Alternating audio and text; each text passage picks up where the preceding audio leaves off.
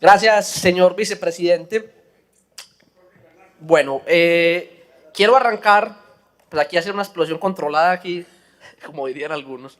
Pero no, lo que quiero arrancar es con un mensaje simbólico, pero también la política está llena de símbolos, y es porque este año al menos 8 personas han sido asesinadas en circunstancias extrañas que generan muchas reflexiones de la población LGTBIQ+ en la ciudad, que ha sido noticia, que ha sido denunciado en este consejo y que no puede permitirse de ninguna manera que por la libertad, por el amor, se asesinen personas. Entonces quiero dar un mensaje simbólico porque no somos ajenos a esa circunstancia. 8 en Medellín y 1 más recientemente en el área metropolitana, que también le exigimos a la Fiscalía que den resultados en estas investigaciones, que no se queden como números muertos y que todo ese subregistro además que hay, que lo dejan ahí como categoría indefinida, la definan, porque para eso trabajan. El amor nunca va a poder causar la muerte y la libertad mucho menos. Entonces, así se han apagado las vidas de 8 personas en la ciudad de Medellín, 9 en el área metropolitana, al menos, porque sabemos que hay un subregistro grande, por la libertad, por lo que son, por lo que aman. Eso nunca más puede ocurrir, ni en Medellín, ni en ninguna parte del mundo.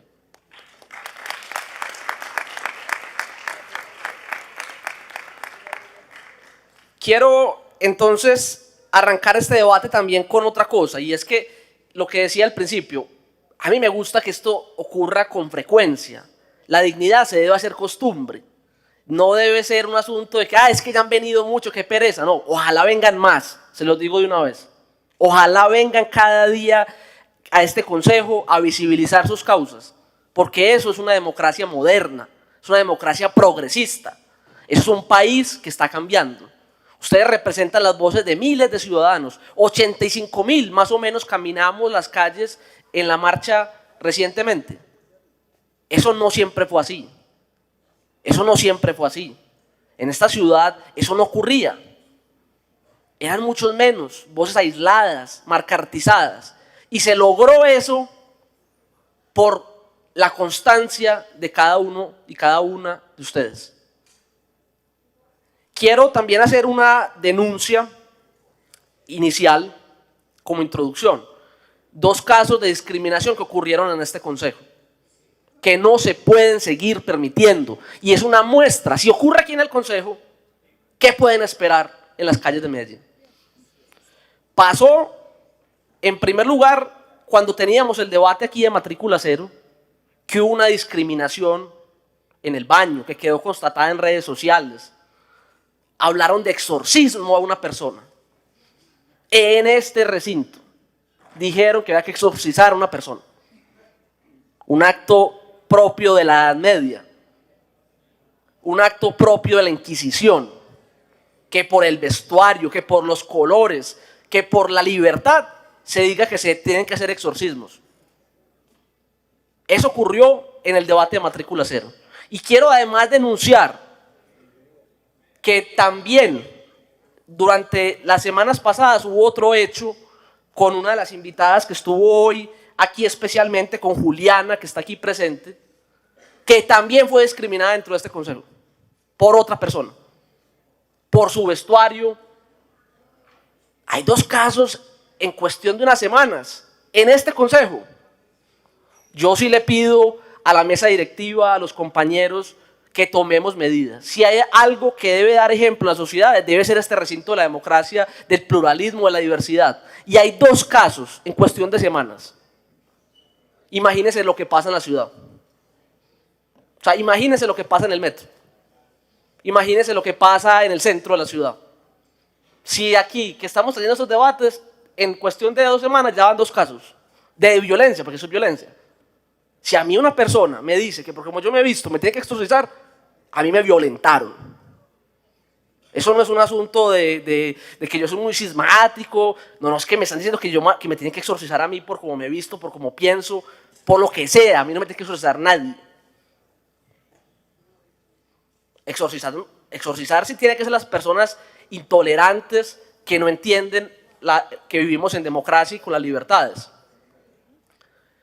Entonces quería hacer esas dos denuncias iniciales porque eso no puede pasar desapercibido y aunque valoro mucho y le agradezco a los compañeros, compañeras, concejales que están sumándose a esas causas, yo lo reconozco, yo esto lo veo es como una causa en donde yo no me quiero apropiar de las luchas de los movimientos que han trabajado en esto, porque no han sido, digamos, aunque han sido mis luchas como ciudadano, no quiero robar el protagonismo de los movimientos y ciudadanos que lo apoyan, pero ojalá cada vez más políticos se sumen a respaldar estas causas, sin fines electorales, con fines ciudadanos de causas sociales que a todos nos convocan.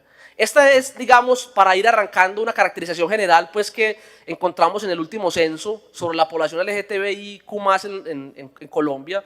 501.000 personas, según el DANE, se identifican como la población LGTB. 85.1% viven en centros urbanos.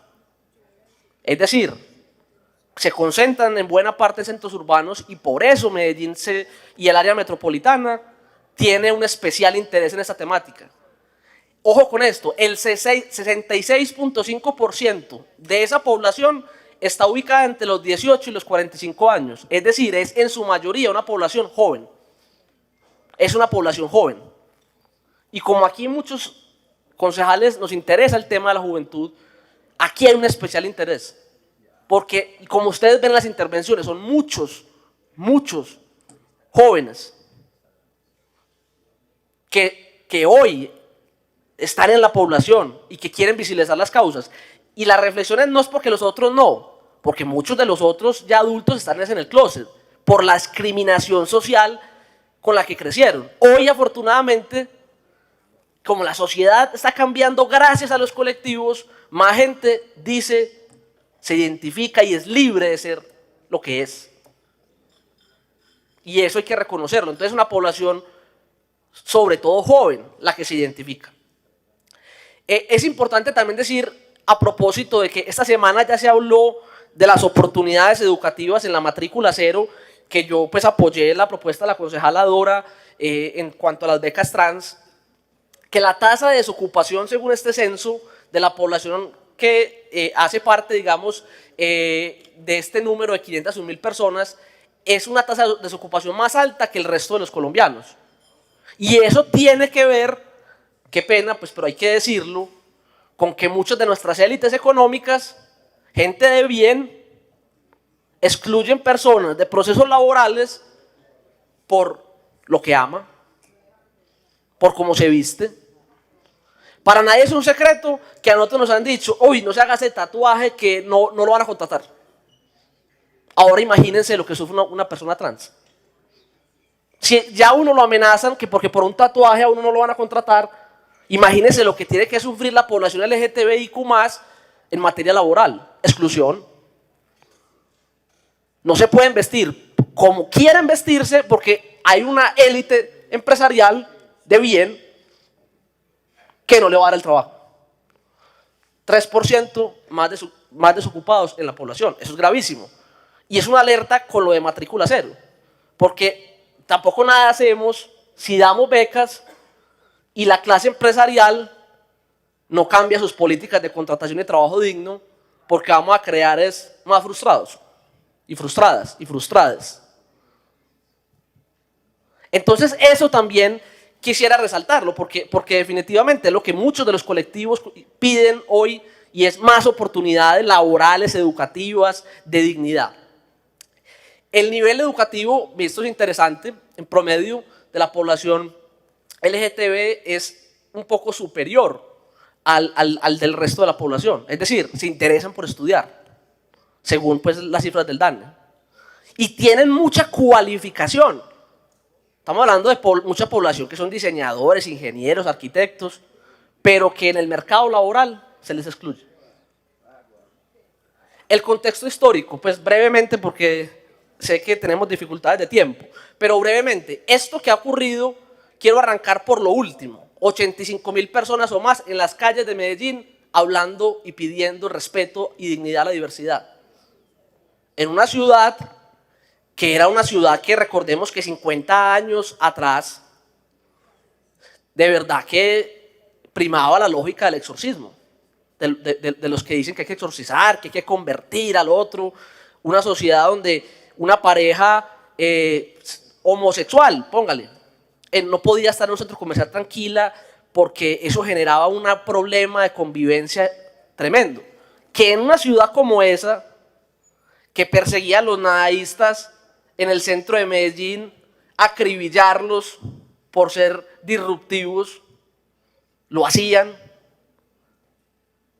A Gonzalo Arango y a todos los corretearon en pleno Junín, en una horda que los iba a quemar a los nadaístas.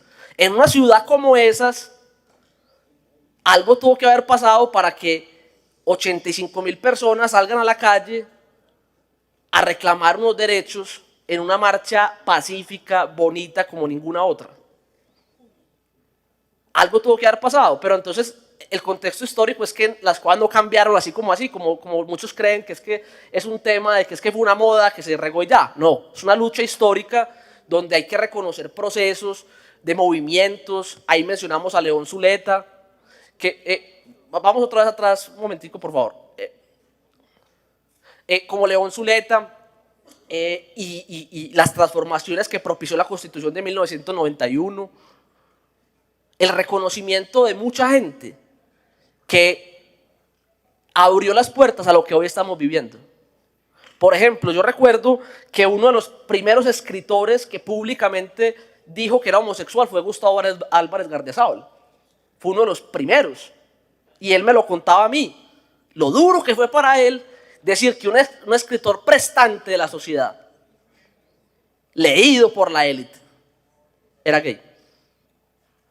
Fue difícil. No fue fácil para él.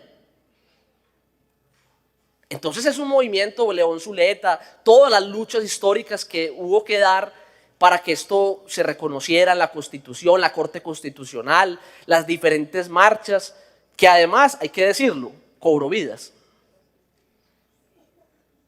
Esta lucha cobró vidas, ha cobrado vidas, la sigue cobrando, ya lo hablamos, pero cobró vidas también en Medellín y en Colombia, porque hay mucha gente que no entiende que esto es libertad, que no entiende que la reivindicación y la dignidad de los derechos es diferente a querer que todo el mundo sea igual.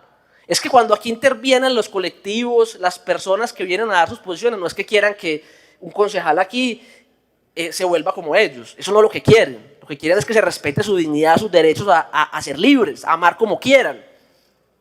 Mezclar ambas cosas y hablar de ideologías de género, yo no sé qué cuentos, hace mucho daño. ¿Podemos continuar, por favor? Bueno, entonces, la confianza. En una sociedad la confianza es importantísima. ¿Por qué? Porque donde uno no confía es muy difícil que haya convivencia. Eso está demostrado en los estudios del comportamiento. Es decir, si yo no confío en la sociedad, si no confío en el vecino, es difícil que haya una situación de convivencia claramente hablando. Y estas cifras de la encuesta de pulso social pues me generaron muchas preocupaciones.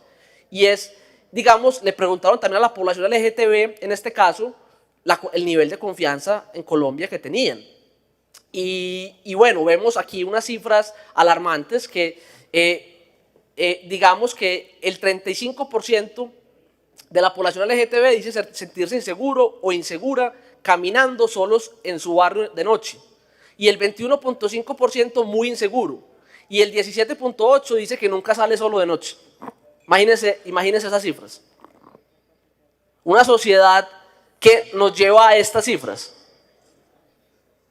Y por supuesto que están por encima del promedio que hay en otros grupos poblacionales.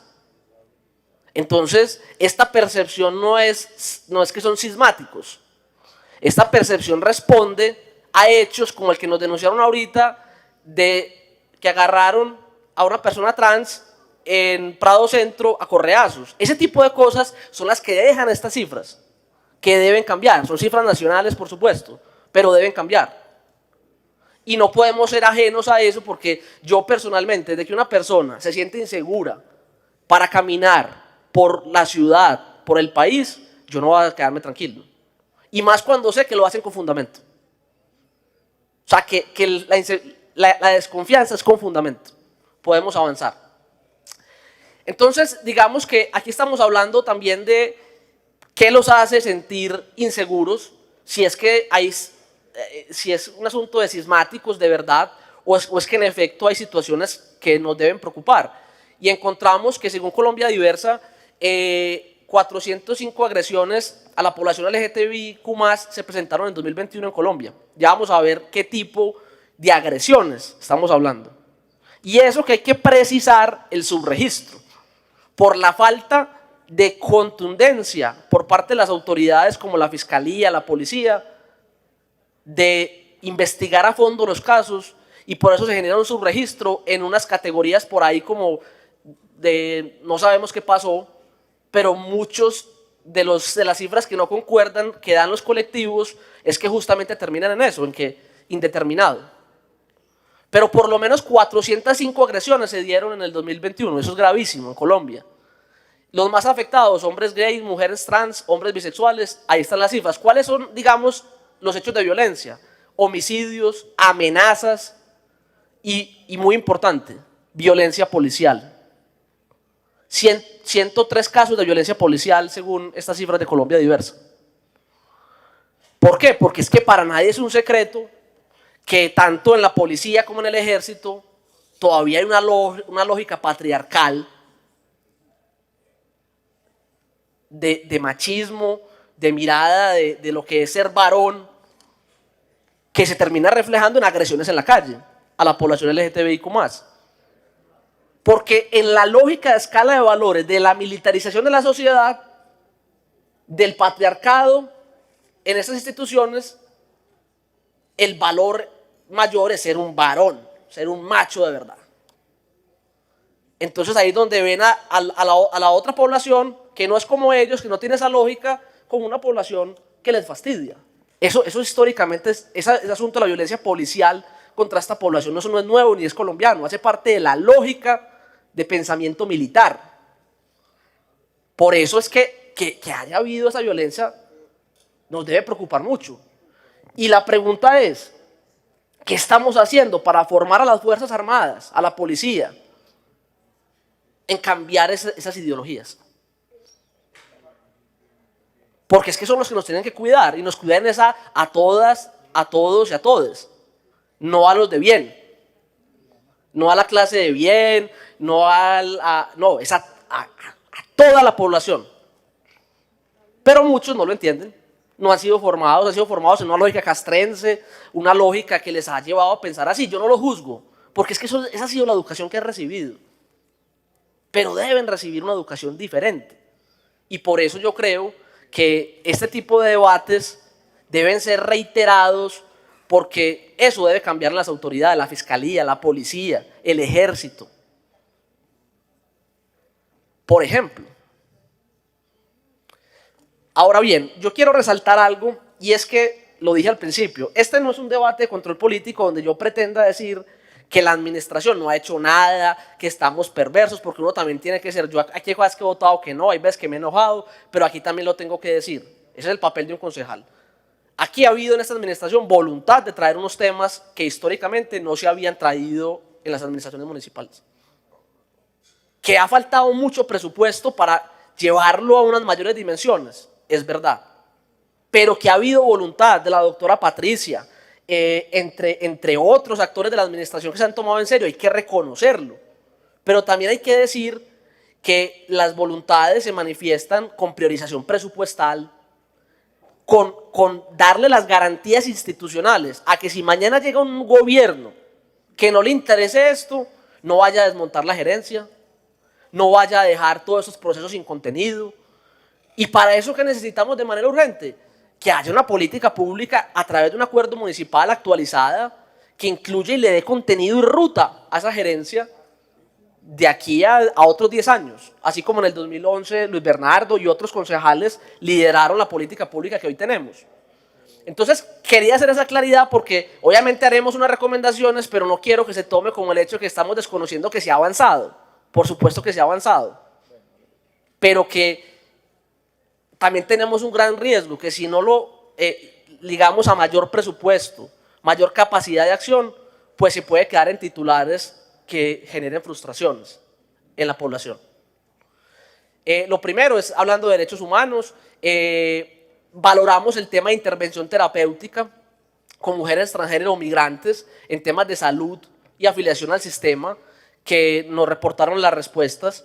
Queremos que esto se siga, se continúe y se incremente, o sea, que sea progresivo. Y hacemos un llamado que nos parece valioso que eso se haga, porque especialmente en el centro se han presentado problemáticas relacionadas con esta población y es importante que esto tenga una mayor continuidad.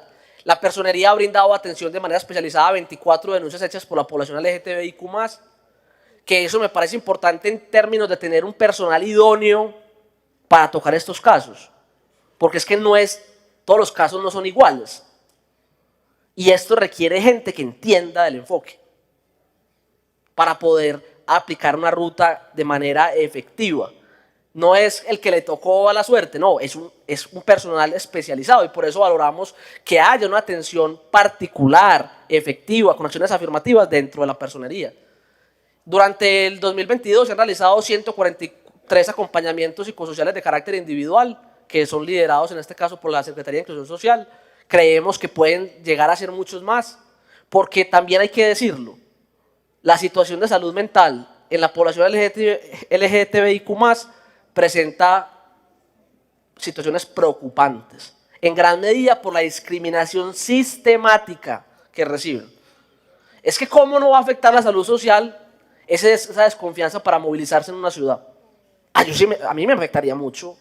Si yo no puedo salir de mi ciudad a la hora que quiera, hacer lo que quiera, pues yo me deprimo o yo tengo situaciones de verdad que me afectan la salud mental.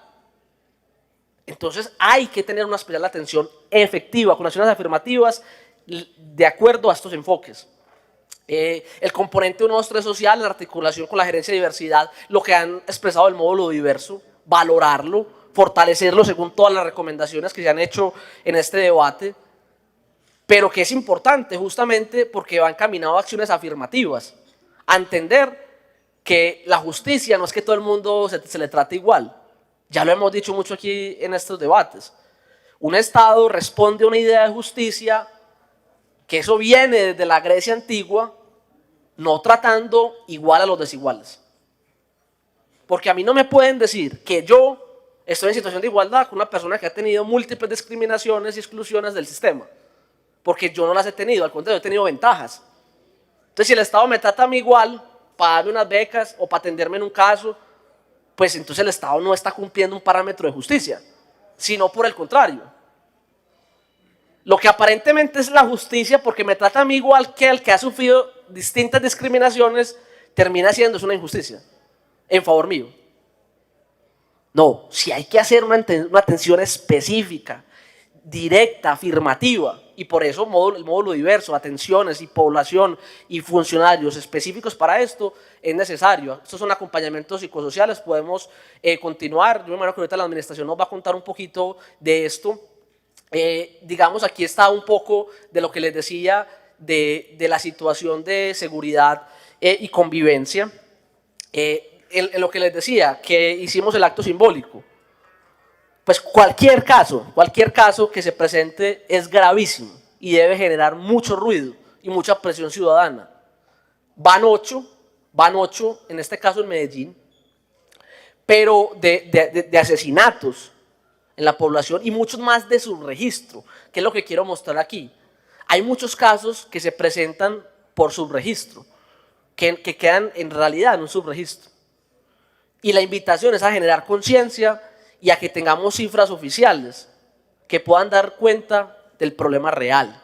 Alguien me decía, vea, es que eso se volvió mucho escándalo porque es que los que mataron ahí fueron de clase media pero eso es lo que siempre pasa, que nos matan a nosotros. La reflexión es aquí, no importa la clase del que maten, pues toda vida es sagrada, nada justifica el homicidio. Yo he sido defensor de que se desmonte la guerra, cualquiera que sea, se desmonte. La guerra no le sirve sino a los que se lucran de ella, a nadie más. Pero hay que alertar sobre esta situación porque la población LGTBIQ+,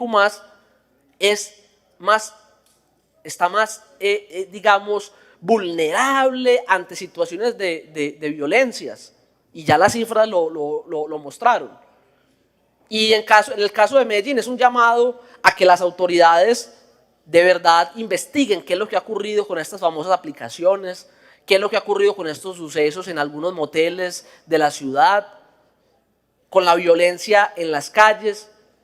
Porque, por ejemplo, yo no sé si ya están los responsables capturados del suceso en Prado Centro, pero sí sería interesante que los capturen, porque es que aquí a veces, para algunos shows mediáticos, capturan a la gente de una, pero ante un hecho de violación a los derechos humanos, como el que ocurrió en Prado Centro, no puede haber indiferencia. Entonces, la pregunta es, ¿Medellín hoy cuida la vida, la dignidad de la población LGTBIQ+? ¿La cuida? ¿O la cuida como debería? Creo que falta mucho. Podemos continuar. Digamos, a propósito de eso, el 48% de los casos identificados desde el 2019 hasta la fecha, el 38% aún no cuenta con una investigación concluyente que permita entender por qué se produjo la muerte, que permita ir más allá de las cifras muertas. Y eso es importante que la Fiscalía, por eso insistimos, adopte un enfoque diferencial, forme al interior de cada una de las instituciones a las personas para poder hacer un seguimiento específico, para atender de manera efectiva estas situaciones, porque es que de nada nos sirve hacer un escándalo con las velas y en los medios y hacer plantones si no hay justicia. Importante preguntarnos, ¿cuentan las secretarías con profesionales capacitados para atender estas problemáticas específicas? Y tiene la policía, la fiscalía, personal de verdad que se haya formado profundamente en el enfoque diverso. En cuanto a lo de desarrollo económico, decíamos que es importante cerrar esa problemática de falta de oferta laboral y dignidad laboral en la población. Y esto requiere un trabajo de conciencia del sector empresarial, que se las da de Salvador de Medellín. Bueno, listo, pero que se involucre en la Medellín que está cambiando. La pregunta que hacía la compañera ahorita de cuánta gente, cuántos teníamos contratados de la población LGTBIQ+, es muy pertinente que se la hagamos a las empresas y que lo visibilicemos. Eso sería una cifra que hay que visibilizar. Las empresas que tienen 0 personas de la población trabajando allí, porque ya vimos que están muy bien preparadas, están formadas. No incluirlas es discriminación. Porque es que queremos que el público prestante que viene a esta empresa se lleve una buena imagen de la misma. Eso dicen. Es que eso lo han dicho. Entonces, desarrollo económico, hay que hacer un trabajo con estas empresas, que no son todas, pero con las empresas que todavía hoy son homofóbicas, son transfóbicas. Eso hay que erradicarlo en Medellín. Si no, no se puede hablar de dignidad para la población LGTBIQ+ en la ciudad. Podemos continuar. Hay unos problemas, como decía, pues, evidentes: exclusión, señalamiento, discriminación a la población trans en la oferta académica y de empleo. Ya hablamos de la oferta académica y educativa, ahora hay que seguir hablando del tema de empleo.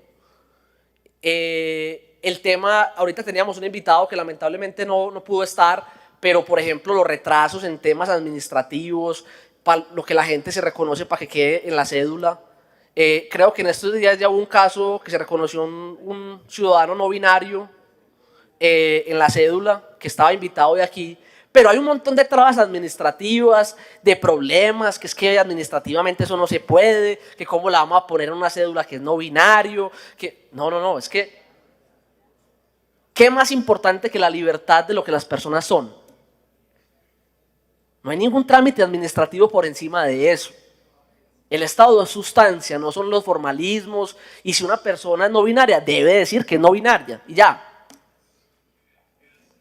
Pero esas trabas de falta de reconocimiento hay que tenerlas a un lado y propiciar la sustancia, los derechos. La burocratización en los procesos, en la atención, que ahorita también nos mencionaban en las intervenciones, de no entender las acciones afirmativas en la salud, en la educación. Voy a hablar de unos retos brevemente. Por supuesto que ha habido oferta institucional, pero se requiere ampliar de la mano de todas las secretarías, porque hemos citado a la Secretaría de Educación también y a otras, porque la oferta es conjunta.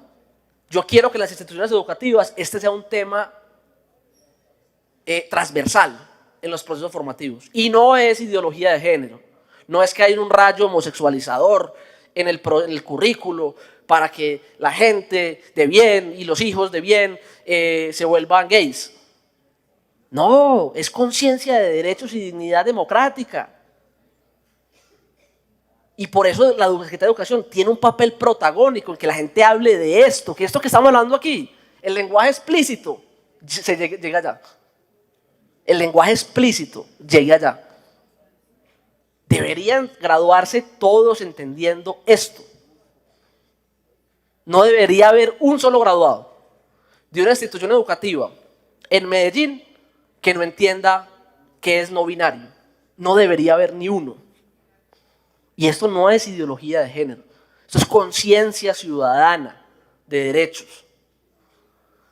Entonces, en oferta, a eso vamos. A la pedagogía de todas las instituciones en torno a estos temas. Mayor oferta integral en salud, por supuesto.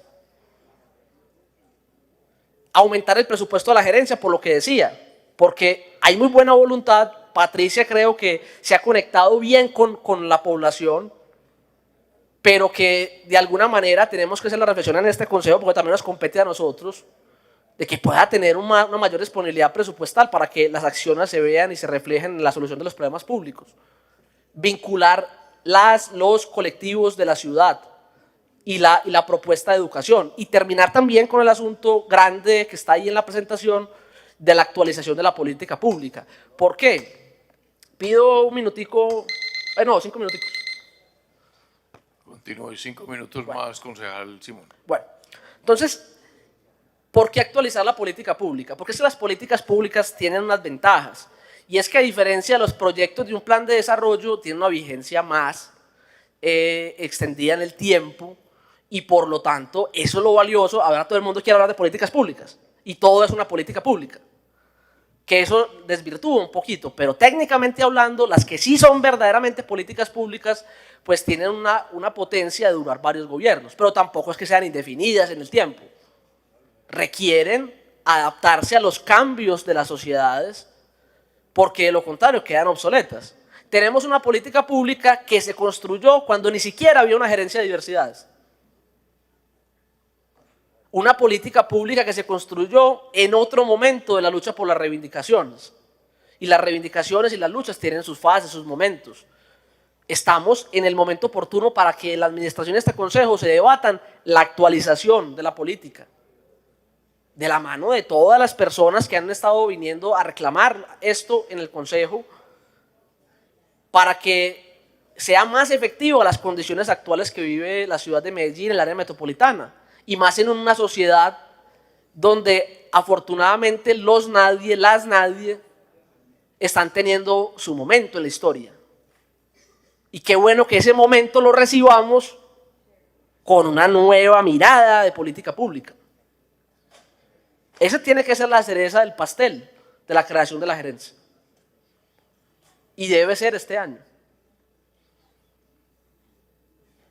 Quiero terminar agradeciendo de verdad a todas las personas de mi equipo, a los colectivos que han estado aquí. Sé que es un debate largo, extenuante, pero que cuando veamos los resultados de la actualización de la política pública, de incluir estas múltiples miradas que hoy se dieron, vamos a ver que tiene sentido.